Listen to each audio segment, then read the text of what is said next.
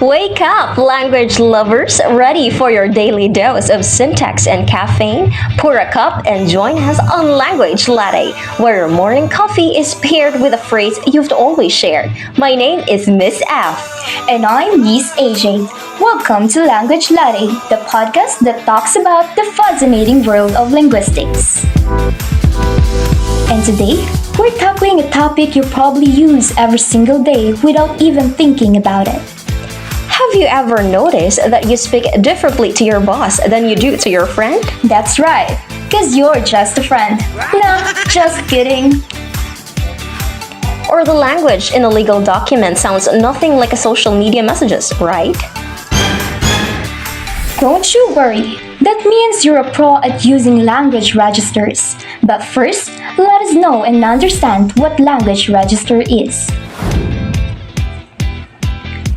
Language register refers to the style of language we use in a specific context.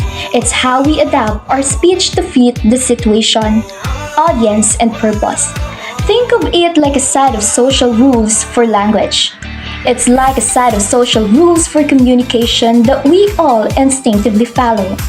Today, we're going to pull back the curtain on this secret language and explore the 5 main types of language registers. First up, we have Frozen.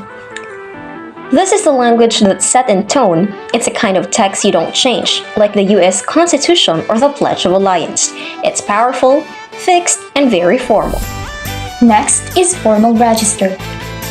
This is an impersonal, objective style for professional or academic settings. Think of a one-way communication like a lecture, a formal speech, or a news report. The sentences are longer, more complex, and there's no room for slang. Now, let's talk about consolidative. This is where things get a bit more conversational, but it's still professional. It's a dialogue, often with one person as an expert providing information. Picture a doctor appointment or a conference with a teacher. The fourth register is casual. This is your go-to with people you know well, your friends and family. It's relaxed, informal, and full of slang and colloquialism. This is how you talk when you're just hanging out. Finally, we have the most private register of all, the intimate. This is reserved for those closest to you, like your partner or a family member. It's a direct form of communication that often includes inside jokes and nonverbal cues that only you and the other person understand. Now for the fun part. Let's practice register role play. We're going to do a little role-playing activity. We'll present a scenario, and you, our listeners, can try to guess which register is the most appropriate. Grab a pen and paper or just shout it out loud. And remember, think about the who, what, why, and where of the communication. Ready?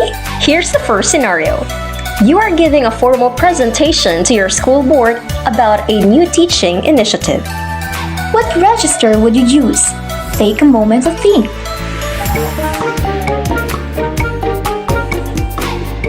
If you said formal, bingo!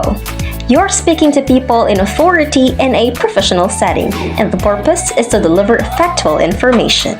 You wouldn't say, hey, what's up with the attendance record? You'd use a more formal approach like, good morning, I'd like to discuss the recent attendance reports. Period, sis, slay.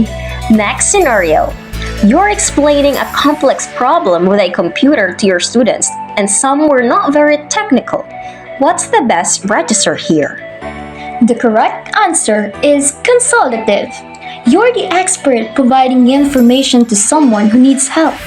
You'd use simpler, more neutral language, avoiding jargon they wouldn't understand. One more. You're texting your sister about a funny video you saw online.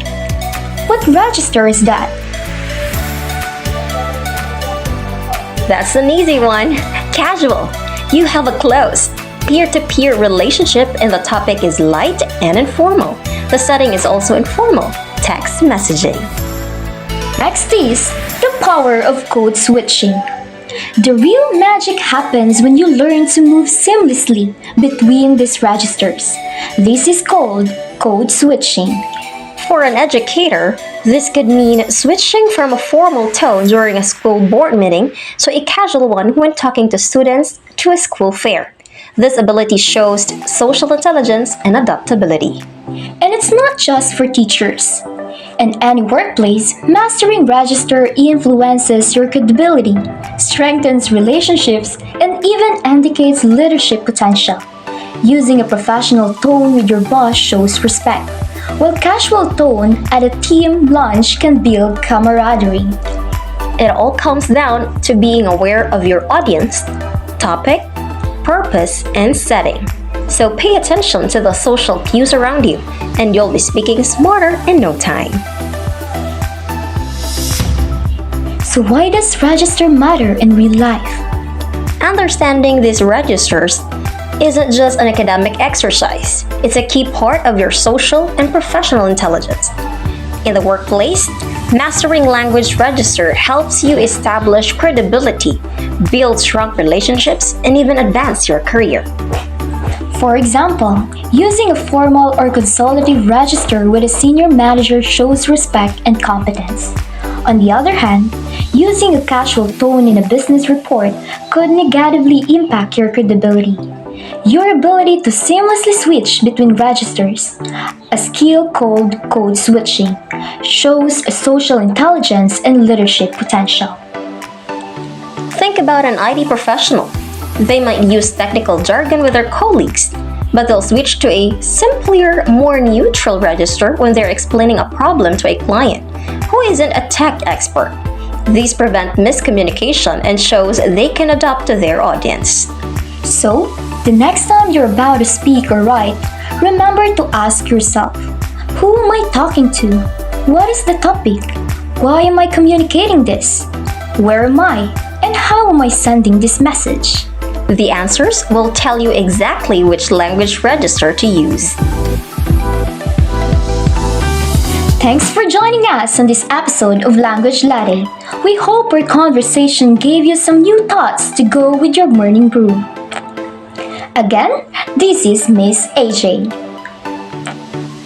Just like that first sip of coffee, a deeper understanding of language can really wake you up and give you a fresh perspective on the world. So, until next time, keep sipping on those syntactical insights. We'll be here with your next dose of language-infused caffeine. I am Miss F, and don't forget to like, subscribe, and click the notification button. Till next time, see you on the next episode of Language Latte.